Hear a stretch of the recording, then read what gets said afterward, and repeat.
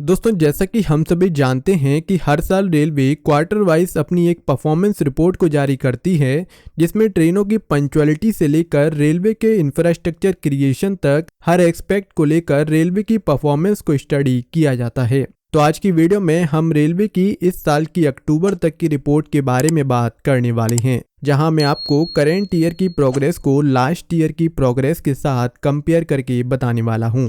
तो सबसे पहले शुरू करते हैं रेलवे की पंक्चुअलिटी से। तो लास्ट ईयर लगभग 83% ट्रेन्स अपने निर्धारित समय से ऑपरेट होती हुई देखने को मिली थी।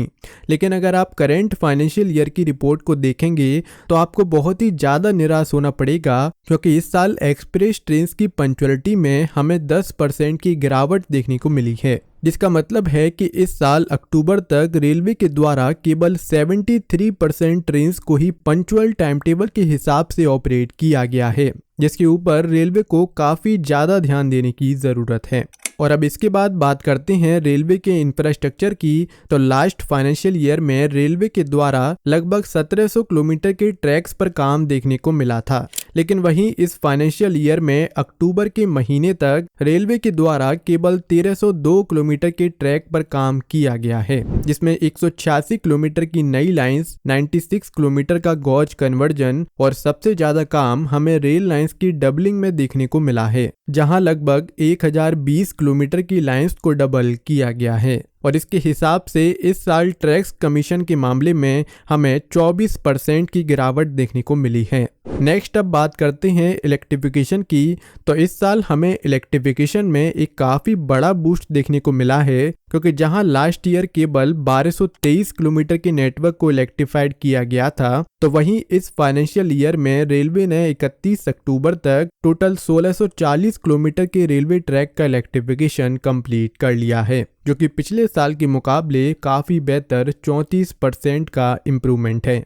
और अब बात करते हैं लेवल क्रॉसिंग गेट्स की। तो मैं आपको बता दूं कि रेलवे ने साल 2025 तक लगभग 2430 मैनुअल लेवल क्रॉसिंग को एलिमिनेट करने का टारगेट बनाया हुआ है, जिन्हें रेल ओवर ब्रिजेस और रोड अंडर ब्रिजेस से रिप्लेस किया जाएगा। और इसके जरिए रेलवे नेटवर्क पर सेफ्टी के साथ साथ ट्रेन की जो ऑपरेशनल स्पीड है वो भी हमें इनहेंस होती हुई देखने को मिलने वाली है। तो रिपोर्ट्स के अनुसार लास्ट ईयर रेलवे ने 306 लेवल क्रॉसिंग को एलिमिनेट किया था, लेकिन वहीं इस साल केवल 240 गेट्स को ही एलिमिनेट किया गया है, जो कि पिछले साल के फिगर्स के कंपैरिजन में 22% की गिरावट है। और अब इसके बाद बात करते हैं भारत के इंडिजीनियस एंटी कॉलिजन सिस्टम कवच की। तो मैं आपको बता दूं कि रेलवे के द्वारा 31 अक्टूबर 2023 तक 637 किलोमीटर के नेटवर्क पर कवच सिस्टम को लगाने का टारगेट बनाया गया था। लेकिन आपको जानकर काफ़ी हैरानी होगी कि इस साल कवच सिस्टम को लेकर हमें कोई भी काम देखने को नहीं मिला है, जो कि सेफ्टी के लिहाज से एक काफ़ी चिंता का विषय है, क्योंकि इस साल हमें लगातार कई बड़े एक्सीडेंट्स देखने को मिले हैं। हालांकि रेलवे ने कवच सिस्टम की इंस्टॉलेशन के लिए कॉन्ट्रैक्ट तो दे दिया है, लेकिन 31 अक्टूबर तक इस पर हमें कोई भी काम देखने को नहीं मिला है। तो अब रेलवे को जल्द से जल्द इस पर काम शुरू करने की ज़रूरत है। इसके बाद अब गति शक्ति कार्गो टर्मिनल्स की बात करें तो पिछले फाइनेंशियल ईयर में रेलवे के द्वारा 13 कार्गो टर्मिनल्स को कमीशन किया गया था, लेकिन वहीं इस साल रेलवे के द्वारा केवल 8 ही गति शक्ति कार्गो टर्मिनल को कमीशन किया गया है।